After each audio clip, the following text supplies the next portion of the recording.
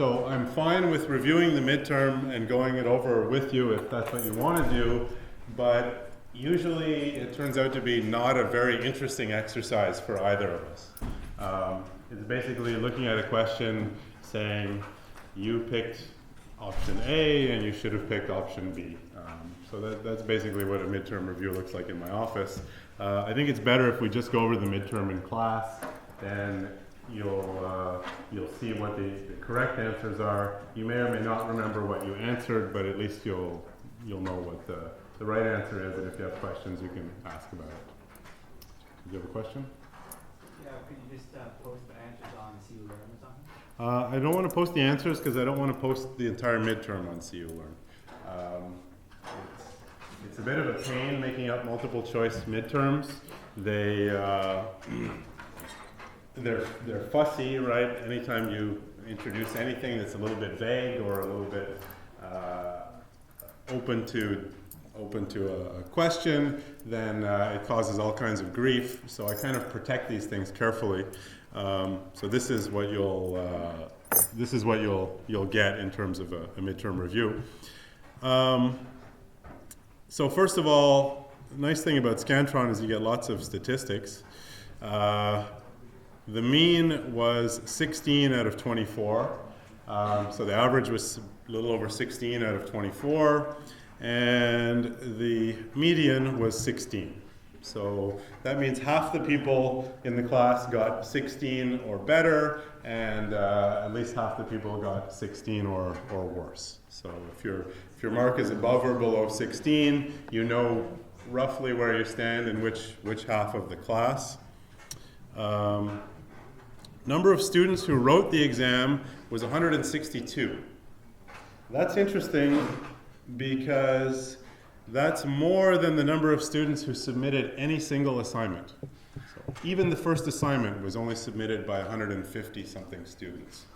The seventh assignment was submitted by 120 or so students. This seventh assignment, usually in this course, is the place where so that's about 20% of the people who submitted assignment 1 did not submit assignment 7. And that's usually the place where people stop dropping out of this course. So historically, if you've made it this far, you submitted assignment 7, then you have a good chance of, you're almost sure to finish the course, and you have a good chance of passing, completing the course successfully at the end. And I hesitate to use the word successfully because that means different things to different people. For some people it means not getting an F. For some people it means getting an A. But you should be here till the end of the course now. There's not much else you can do with your time at this point. We've only got about a month left. There's no point quitting now. You might as well stick with it. It's not going to hurt you to stick around. You're not going to get any money back if you leave. So there's another reason to stick around. All right, so let's just go through the questions. Question 1, 80% of people answered it correctly. What does 1 divided by 2 times 10 evaluate to?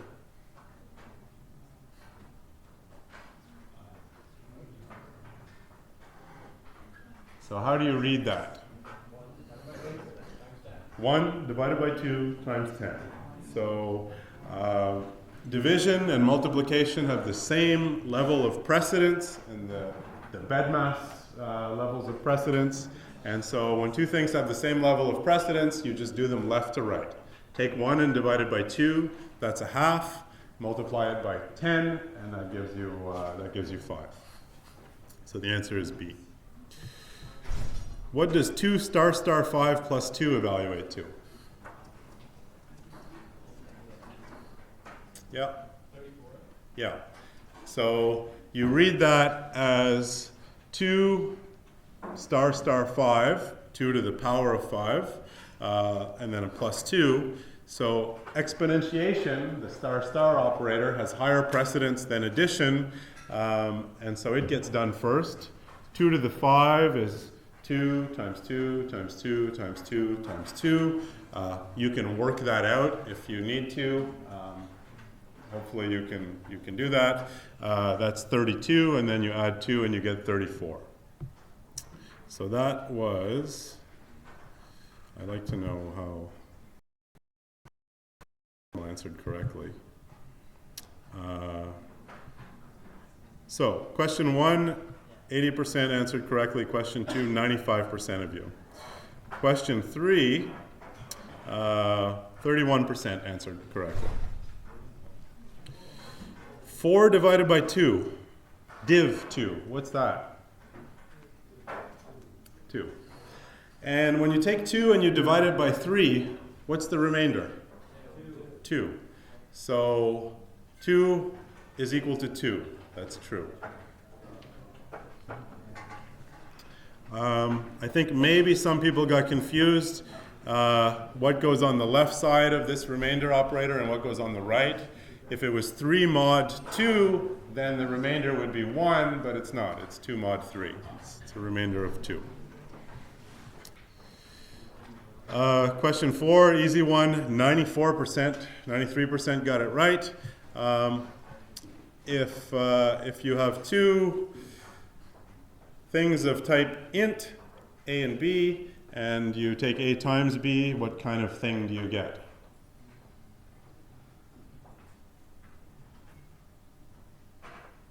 Yep. You get an int, yeah.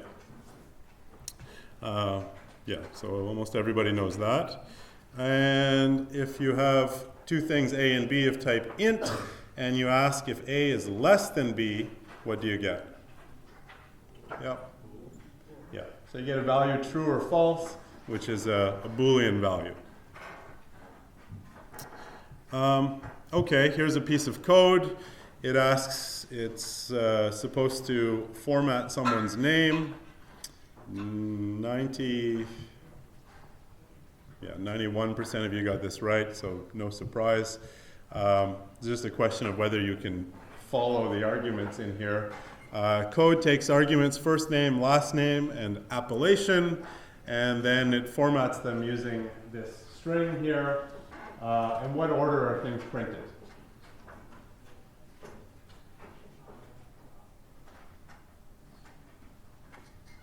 Or even easier, half of these answers you can disqualify because they're the wrong kind of thing. What does this function return? What kind of thing? A string. Okay, good.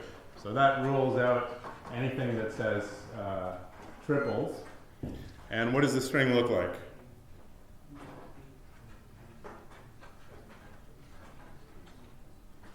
Last name, first name. Yeah. So it'll have the last name, the first name, and the appellation. And so that'll be Morin, Pat, Doctor. Okay. Question 7, easy one. I think maybe you even wrote this for an assignment.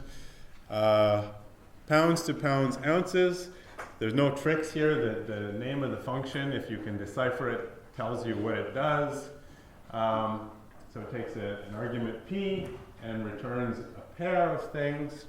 The first one is p div 1. What is that? So if I take a number and I div it by 1, what do I get? Yeah, I get the integer part of that number. There might be a remainder, stuff that comes after the decimal, but that's not what happens when you do integer division. You throw away the remainder. So that's what you're left with. And when I take p mod 1, what do I get? You get anything that's a decimal place of the original number. Yeah.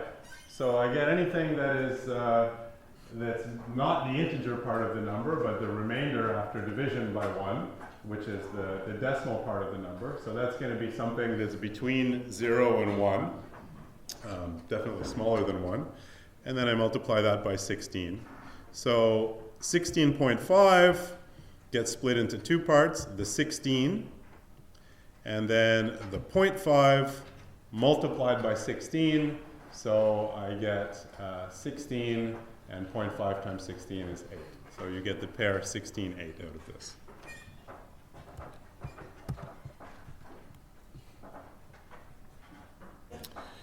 Question 8. 63% got it right. Here's two functions. It's one of the trickier ones, maybe. Although we've done a couple of examples in class of recursion. We'll hit recursion much more heavily in the next few lectures. Two functions called stars of n. One of them takes n and multiplies it by a string, which is a star. So what does that do?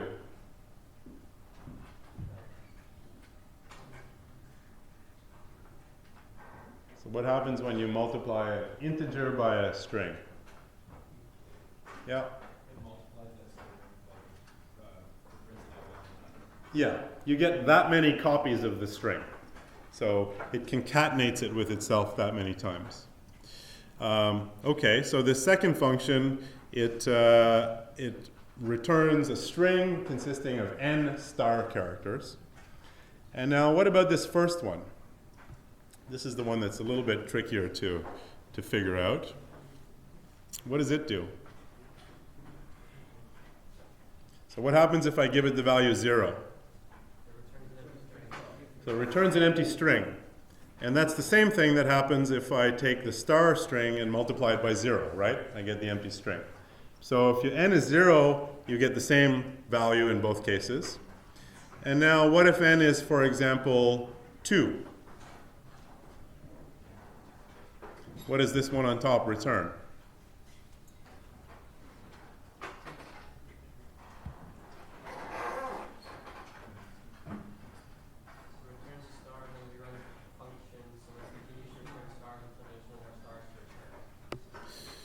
Okay, what does that mean exactly? It basically does the same thing as the function below, except it just reruns the function until n equals 0.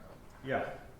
So for those of you who are taking the discrete math course right now, this is a perfect example of induction. So if you wanted to convince yourself that this function on top here, stars of n, that it returns n copies of the star character, well, you first check that it's true if n is 0. That's just part of the code. And otherwise, you can assume it's true for values smaller than n and check to see if it's also true for the value n. And so if it's true for values smaller than n, then stars of n minus 1 gives you back a string with n minus 1 stars in it. And then you add one more star to that, that gives you a string with n stars. So this does the same thing for any integer n bigger than or equal to 0. The answer is true. Now what about these two functions? 64% of you got it right. Do they do the same thing? No. So is one of them wrong, or? No, they're just different functions. They're very different. So how do you think that they're different? The first one takes, so it takes a number, and then what it does is it multiplies each number between 1 and the number you've inputted with a starting value it gives you, which is 0. Yes. So every time you run that function, you're going to get a 0 as the return value because you're multiplying 0 by a number. Okay. So the critical thing here is actually this function looks like it has a bug in it. It doesn't compute anything resembling the factorial function. In fact, it always returns 0. Starts with this counter c equal to 0, and then it keeps multiplying c by some value, but 0 times anything is 0. So this always returns 0. This, on the other hand, looks like it does what it's supposed to do. It takes the numbers 1, 2, 3, 4, 5, all the way up to n, and multiplies them together. So it reduces them with the multiplication operation. All right, question 10. 38% of people got this right. So let's try and deduce this.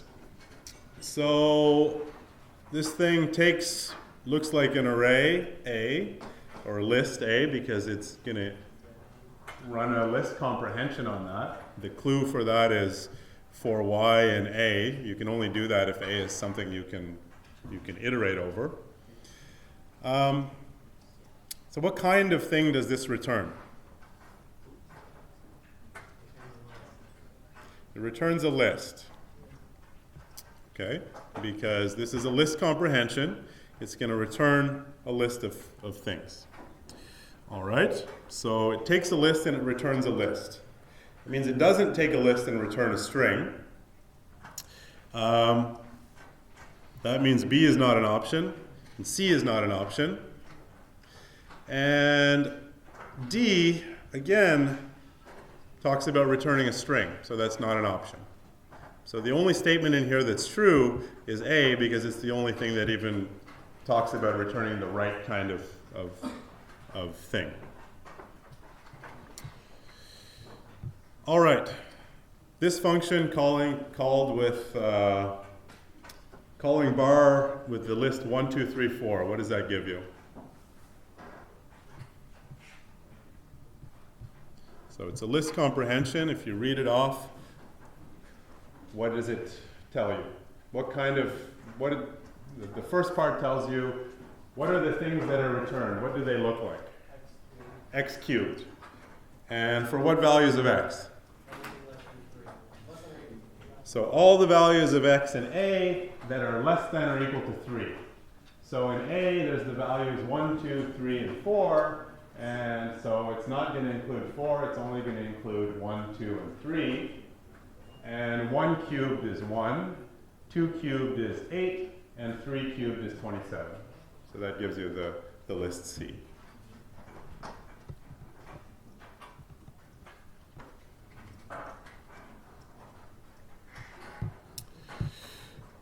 This one actually may have been in a sample solution. 72% of you got it. So what is this function doing? Some of you may have got it because you know what it's supposed to do. Some of you may really understand it. What's it doing? It was an assignment, right? Yeah. It formats bytes into bytes, kilobytes, megabytes, gigabytes, terabytes. And how is it doing that?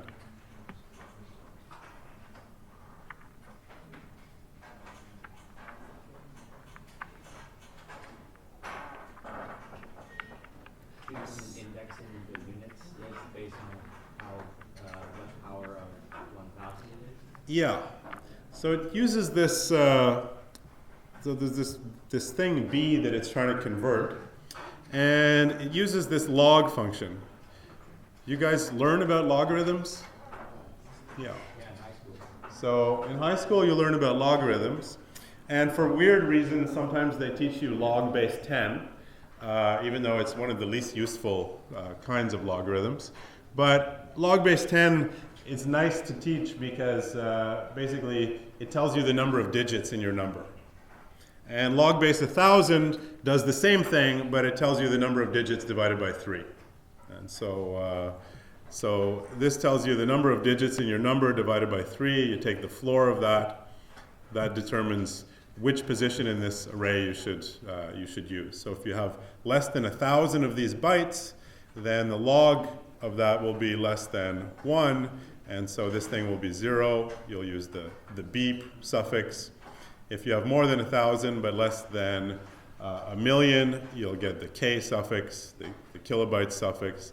More than 1,000,000 but less than 1,000 million, so less than 1 billion, you get megabytes, and so on. And of course, we trim this at, we take the minimum of that logarithm and 4 so that we don't get values beyond the size of this array. Once we get enough values, we just print it as terabytes. Doesn't matter how many of them there are. All right, and then we format it using this string. So this is going to print, if we believe this, it's going to print some number of kilobytes. And how many kilobytes are there in here? So there's 500 and some kilobytes there. what's going to get printed by this? Or what's going to get returned by this? Yeah. Yeah. So the options are either 500.0 or 500.005, and the reason you get D and not E is because this thing is formatted to have one decimal place of precision. There's the format string there. So, you know, the first little bit you can kind of work your way through, narrow it down to 2 answers, and then to distinguish that you have to look at this format string carefully. So just a note there, you know, when you guys wrote the exam, some people were submitting the exam after 15 minutes, after 20 minutes. That's fine as long as you get a really good mark if you do that. It's not a race to finish the exam. And so when you come across a question where you've narrowed it down to 2 answers, don't just say, okay, good, I now have a 50-50 shot, I'll just pick one of the 2. Spend a bit more time trying to get it, because a 50-50 shot is only going to get you a mark of 50% on average. Question 13, good. Almost everyone knows the answer to this. I create an array A and I create an array B. They both contain the same things. And I change a value in A, and then I print B. So what gets printed?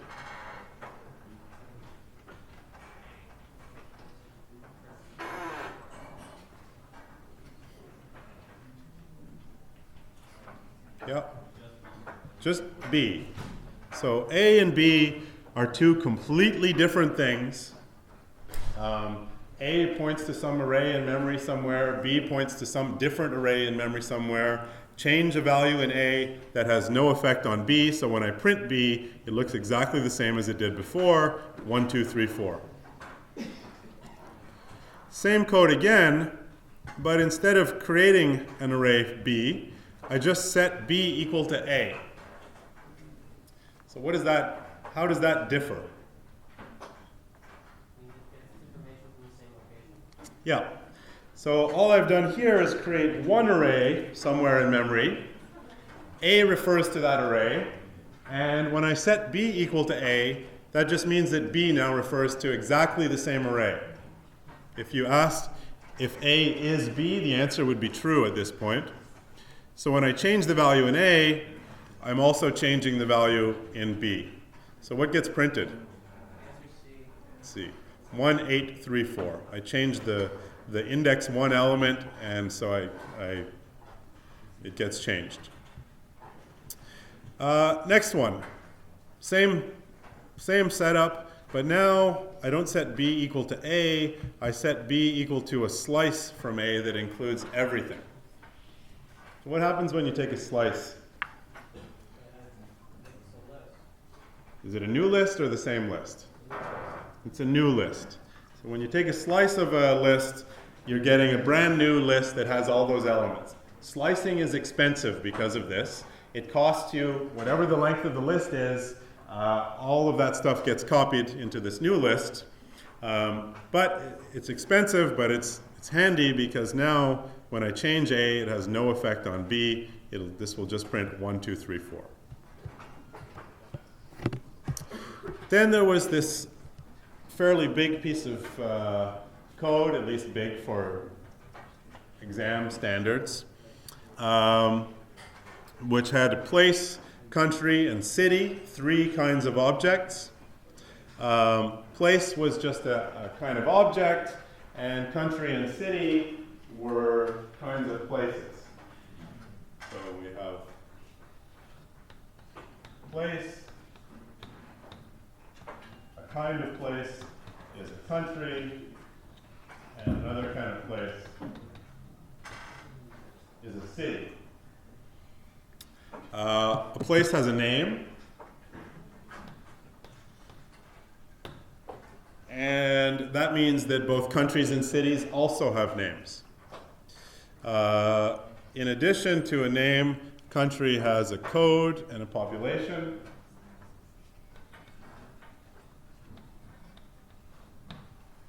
And a city has a population and a country that the city is in, I guess. Okay. And then we create instances of each of these classes. So we create a country called Canada. So let's draw this carefully. Canada. That's a variable, so it's a box. It refers to this country whose name is Canada. I think it's with a capital C. And some population. Name, and what's the population? 32 million.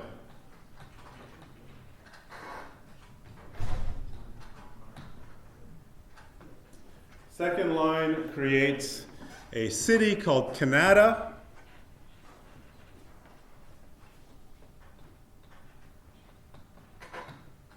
That means there's a box here called Canada that refers to some city object.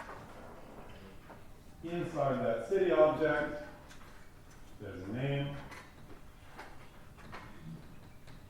Canada with K. And there's a country. And what's this country?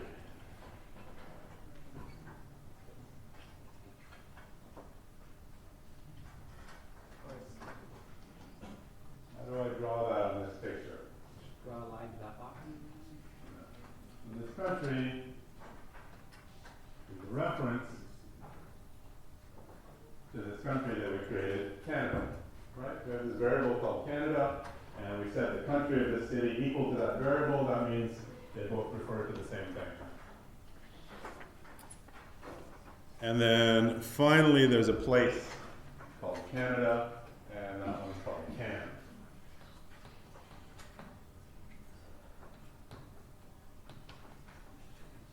That's its own different object.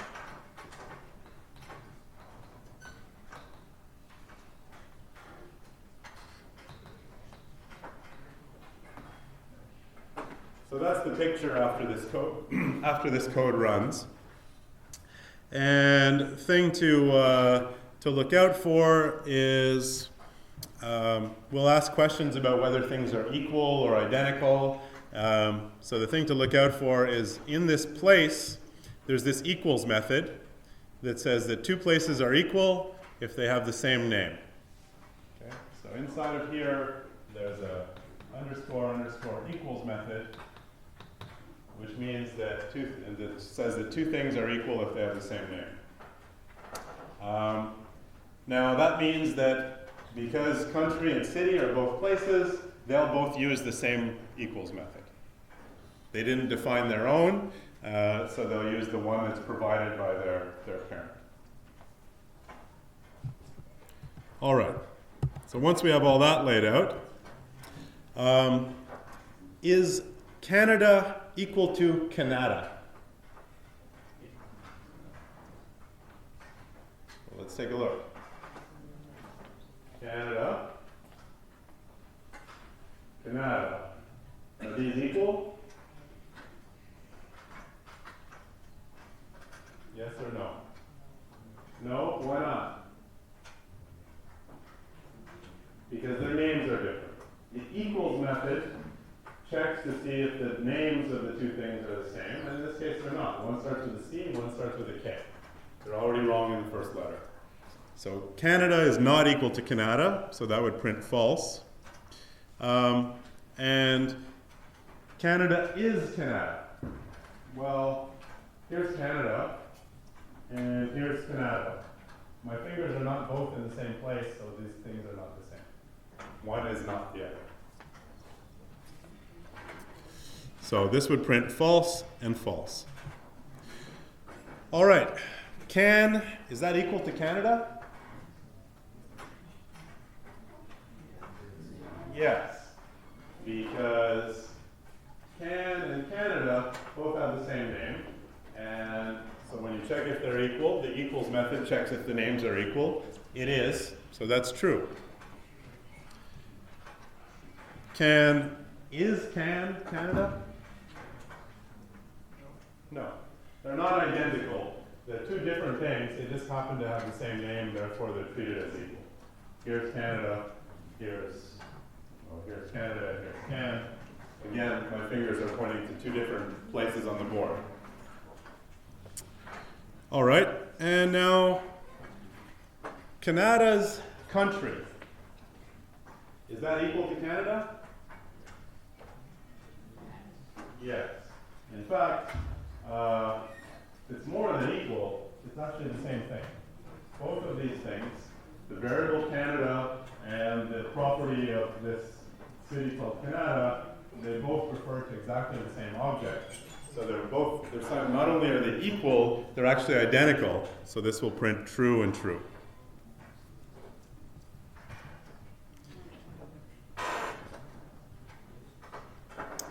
Okay. So that was 18, 19, and 20.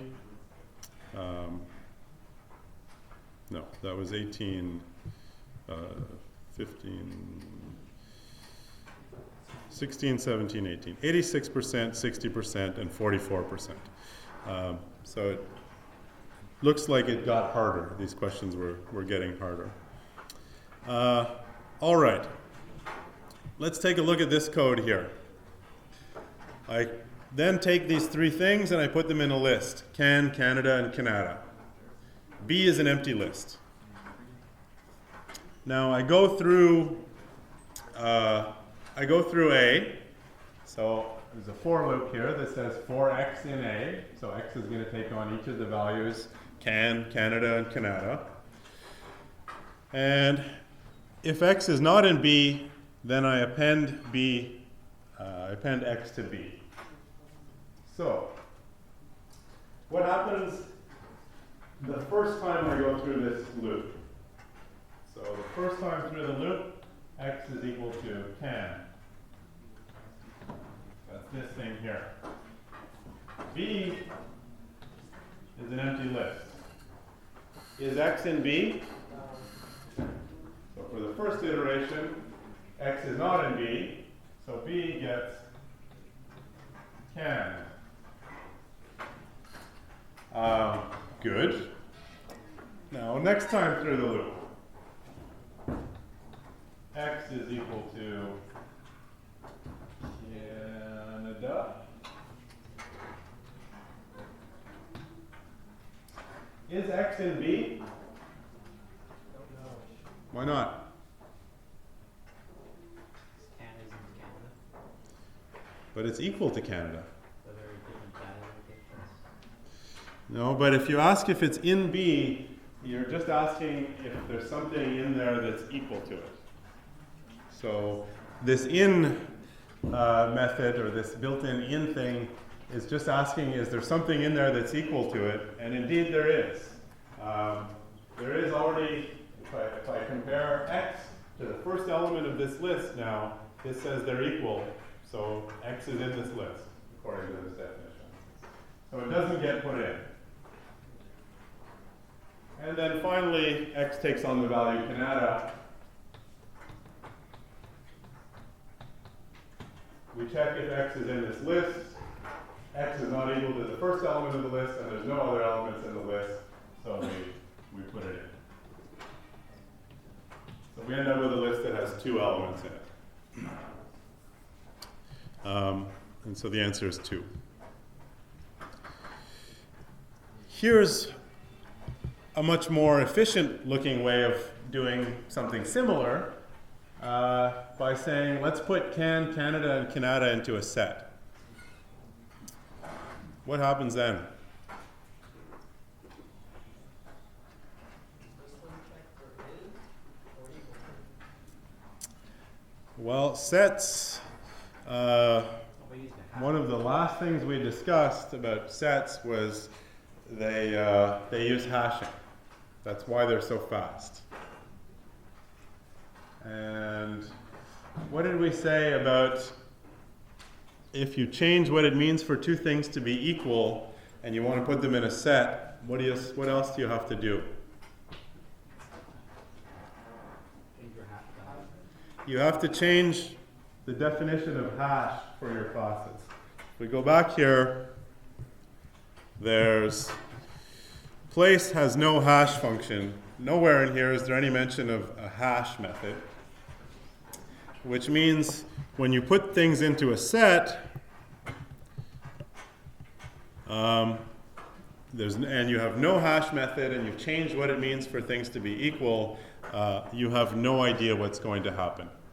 Maybe you'll get all three of them in the set, which is not the right behavior, but it's incorrect. Or maybe this thing gets lucky and detects that two of them in the set are equal. You're never quite sure what's going to happen. And if you run it today, you may get two elements in the set. If you run it tomorrow, you may get three. If you run it using CPython, you may get two. If you run it using PyPy, you may get three. You're never sure. You just can't do this. So the answer is we can't be sure. I think that was probably the worst question. 9% got it right. Okay, here's a function called negated that returns a list. It uses a list comprehension, and it returns the list minus x for x in A if minus x is in A. So what can you say about this thing?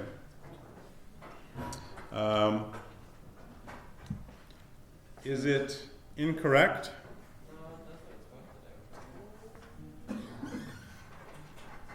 No, it does what it's supposed to do. So if something appears in the list as x, it also appears in minus x. So as minus x, so both x and minus x will appear. That's what the comment says. Is it slow? Yep. For a small list.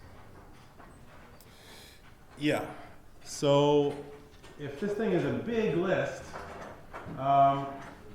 x is gonna go and take on all the values in A. That's the 4x in A part of this thing. But it's also gonna check for each of those values if minus x is in A. So that means, if x has 1,000 elements in it, then for each of those 1,000 elements, it's going to go through the list and compare it against the 1,000 elements in the list. So that'll be 1,000,000 comparisons. That's actually pretty fast. Computer can do that fairly quickly. But if you up that to 10,000, then it's 100,000,000 comparisons.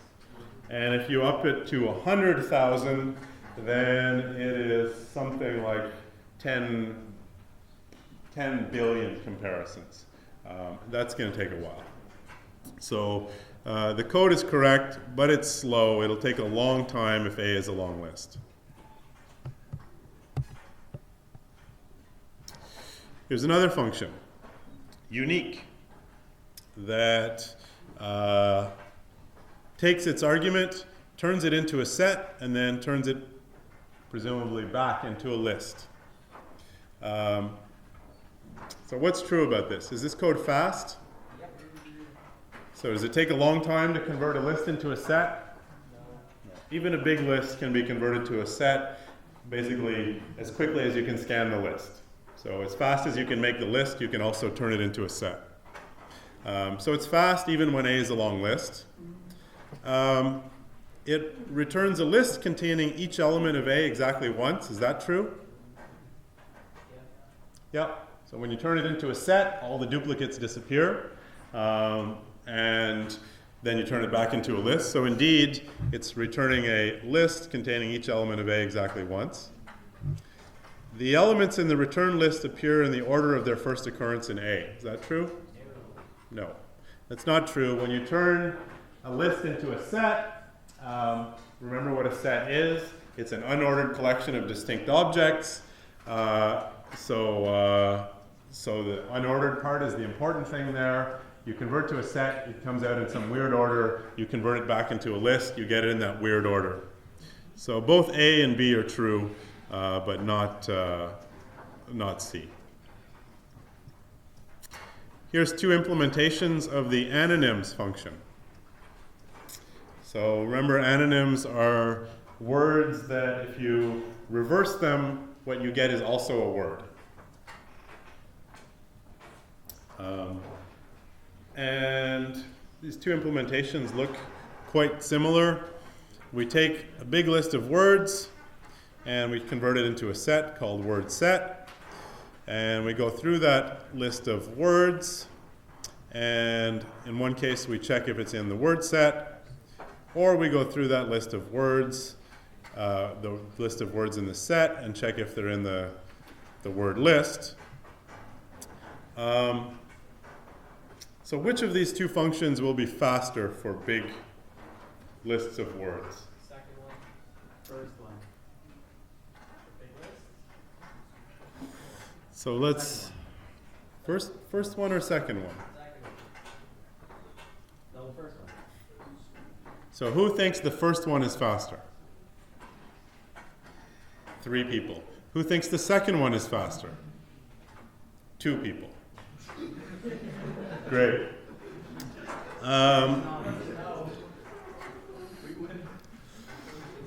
Well, let's think about it.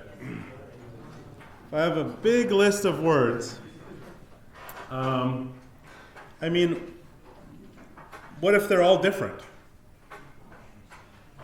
So if they're all different, that means the stuff that's in the word set and the stuff that's in the word list is all the same, right? They both have the same length. If all the words are different, you convert them to a set, no words go away. So in one case, I'm going through my list of words one by one, and I'm checking if the reverse is in the word set. Is that fast or slow to check if something is in a set? Fast. Way faster than checking if something is in a list. That's the whole point of sets, is you can check if things are in them really quickly. So this is really fast. So basically, I'm going through the list, each one word at a time, and for each word, I'm doing something really fast. Here I'm going through the set. Sorry. Here I am going through the set, one word at a time, and I'm checking if the reverse of that word is in the list. Checking if it's in the list. Is that fast or slow? Slow. It goes through the list one item at a time, checking to see if it's there. So if I have a list of 1,000 words, this ends up basically checking 1,000,000 combinations of these things. This one ends up doing 1,000 lookups into a set. So the first one will be about 1,000 times faster in that case. So now the questions then were, well, if the list contains only 100 words, what's fast and what's slow?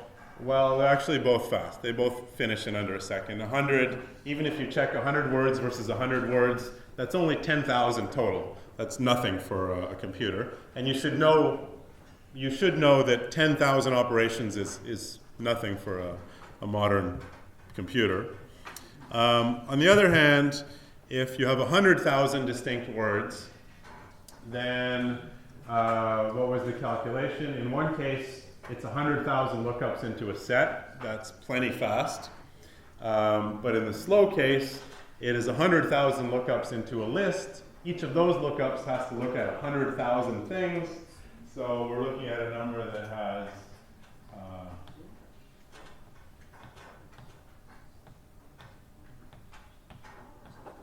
that many zeros. So that's 10 billion lookups, 10 billion comparisons. So this is going to be slow.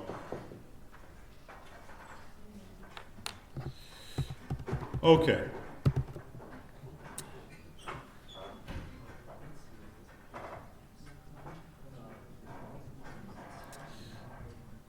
So, yeah, good.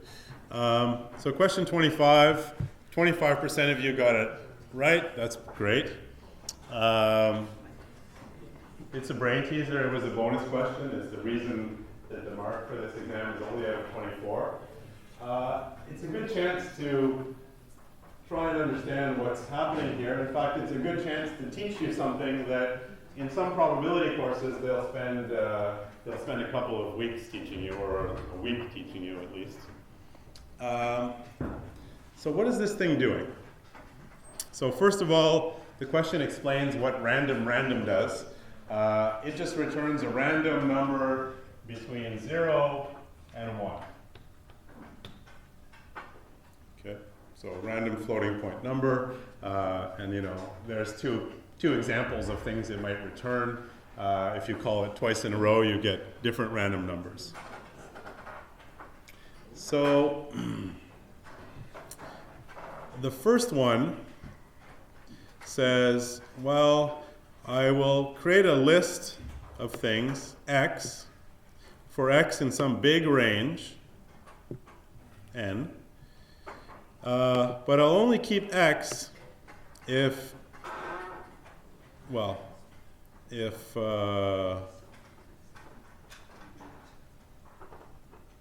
2 times random squared is less than 1.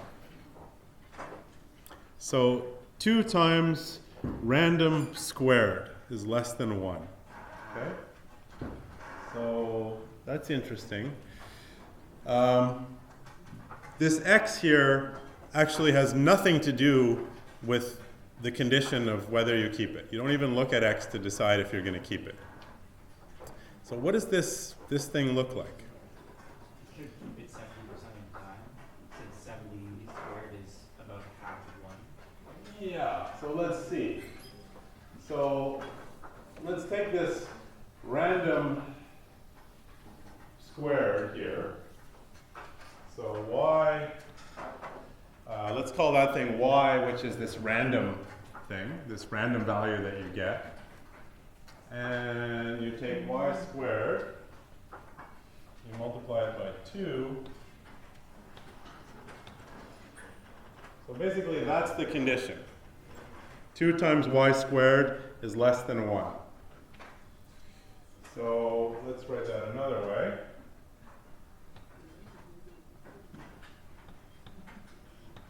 If I divide both sides of this thing by 2, that's like saying that y squared is less than a half. So when is y squared less than a half? Well, I can take the square root of both sides. So that's when y is less than the square root of 1/2. And the square root of 1/2 is 1 over the square root of 2. Okay? So, I pick a random number, y, between 0 and 1. And really the question that I ultimately am asking is if that number is smaller than 1 over the square root of 2. So here's 0, here's 1, and here is, on this line, 1 over the square root of 2. So how often will I do that? If I really pick randomly on this line, how often will that happen?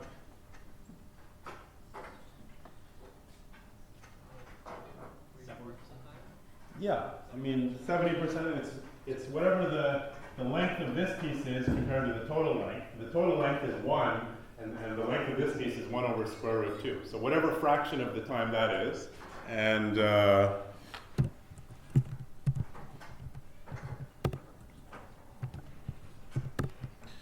sorry, 1 divided by the square root of 2, so about 70% of the time. All right, so I will get this list whose length is about 70% of n. So the length of this list over n is about 70%, is about 1 over square root 2, but then I multiply it by 2. And what's 2 times 1 over square root 2?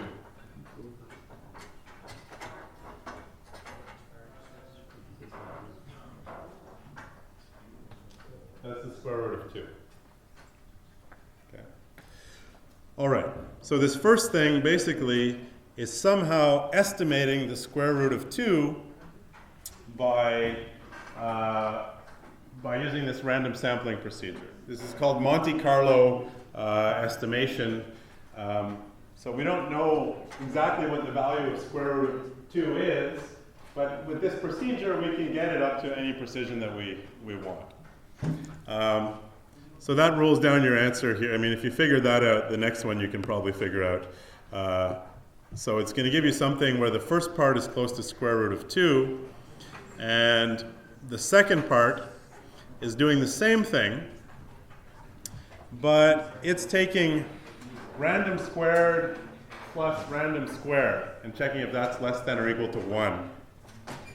So what does that look like? What does that shape look like? So here I had one variable, y. Now I have two variables. Let's call them a and b. Call this a. Call this b. Each one is chosen at random, so I'm basically, here's 1, 0.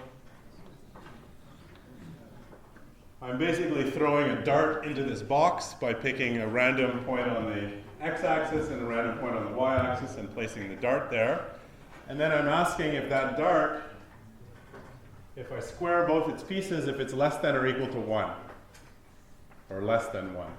So when is it less than 1?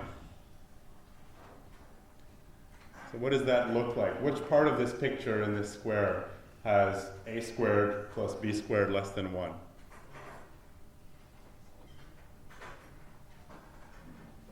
So over here, is that part of it? A equals 1, b equals 1, a squared then is 1, b squared is 1. I add them together, that's 2. So that's not in there. This piece is definitely not in there. What about up here, just below? So when b is 0 and a is 1, a is just below 1. That's in there. So this piece is in there. This piece is in there. And what about in between? What's in between these two pieces? Yeah? It's like a curve. It's a curve that's defined by a squared plus b squared less than 1. Does that sound familiar at all to any of you? It's a circle. It's just a quarter of the circle. So if you throw this dart and it lands inside of here, inside this circle, then you get that a squared plus b squared is less than 1. And if it lands outside, then it's not there. Yep. No, it's centered at 0.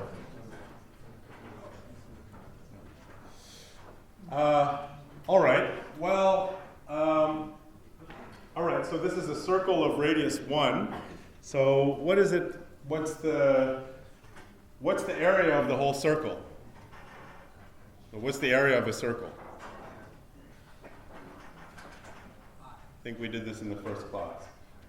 It's pi times r squared. Luckily for us, the radius is 1, so it's just pi. And we're only looking at a quarter of this circle, so it's actually pi over 4. But then we multiply it by 4 and divide by n, the same way we did the other one, multiplying by 2. So actually the thing that we get is an estimate of pi. So here's some code to give arbitrarily precise estimates of two numbers that we just don't know how to compute exactly. So in 2 lines of Python code, you can do Monte Carlo estimation of both square root of 2 and pi. Okay. Any questions? All right. Does anybody want to ask me anything about Pygame or Anything about their game. If you want to know something, there's a chance somebody else does too. Yeah? Are we gonna have to use like dirty Rex and bleeding sprites at all in the next couple games? No, you don't have to use anything that we haven't learned already. Basically, you can make a very full-featured game just using moving rectangles around. So moving images around, rotating them, all of those things. Somebody asked about using sprites. If you want to go ahead and do that, learn it yourself. They're handy because they offer some fancy collision detection, but it's not necessary. Yeah. If I have like a rectangle and I want it to do a 6-step path is the best way to do that just a bunch of if statements? So what kind of specific path? If I just want to go down until it hits like a certain y coordinate and then start going right, just to do like a bit of a zigzag type thing. Yeah, so Is there like a better way than just a bunch of if statements? well, if that thing was it's usually a bunch of if statements, but usually, this is where objects are helpful. If that thing, whatever it is, bomb, missile, alien, whatever, if that's its own object, then it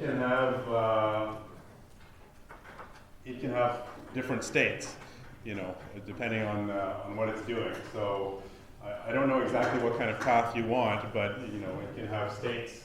A state that could be equal to down, or right, or left. Probably not up unless you want it to go back up. And then the update code would do something like a bunch of if statements.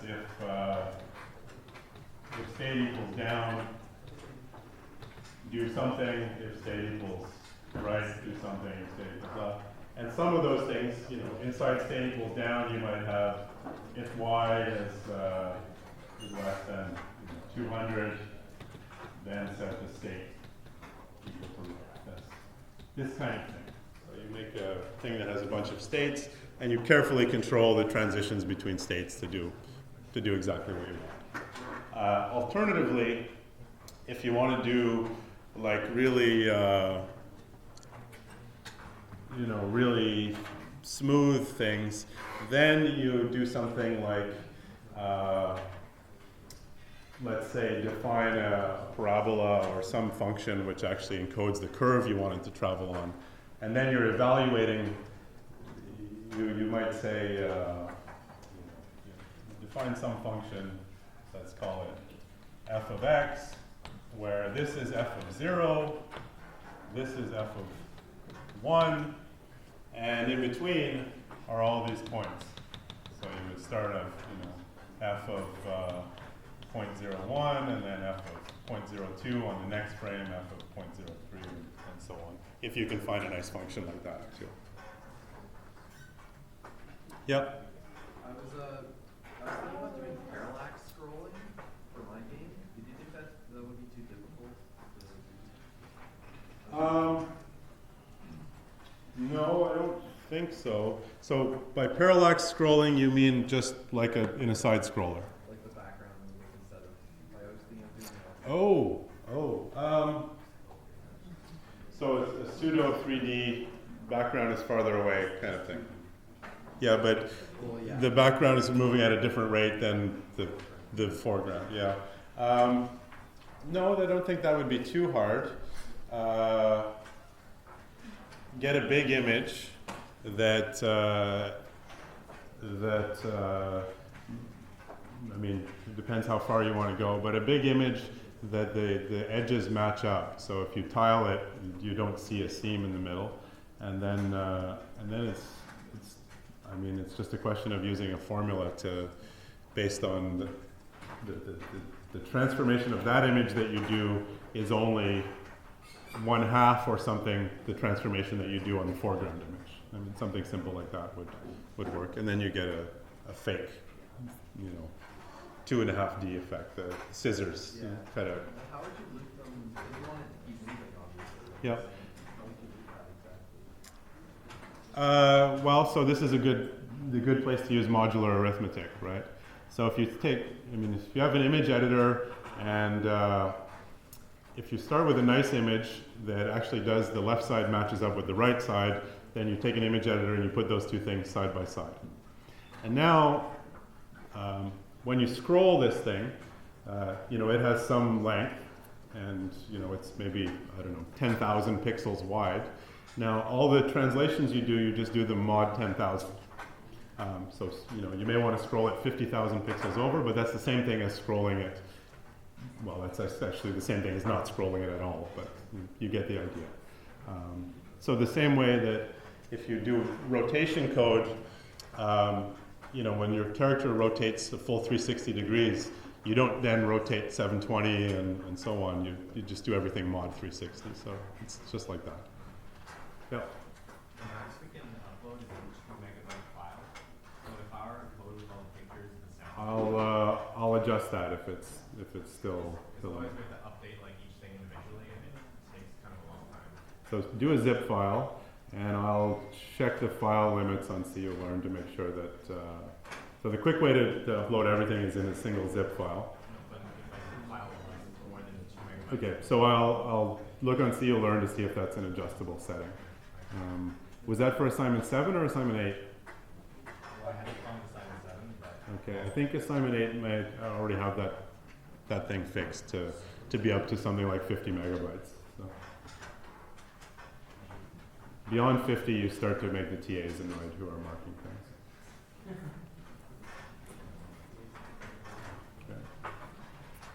Okay.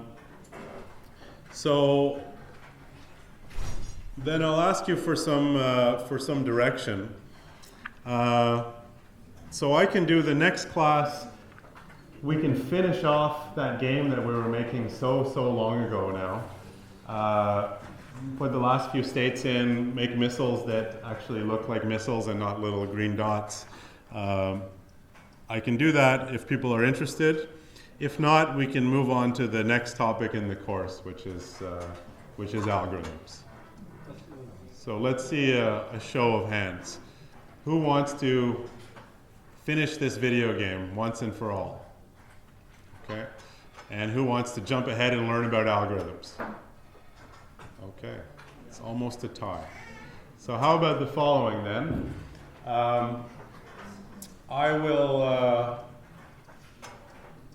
I'll write the code offline for the game, post it basically right away, and next class we'll very quickly go over it, look at how you handle the missile rotation things, and then we're on to the next topic in the course, algorithms. Okay. And for now, I don't really want to start something in the last 15 minutes, so we can take a break early today because you haven't had enough breaks lately.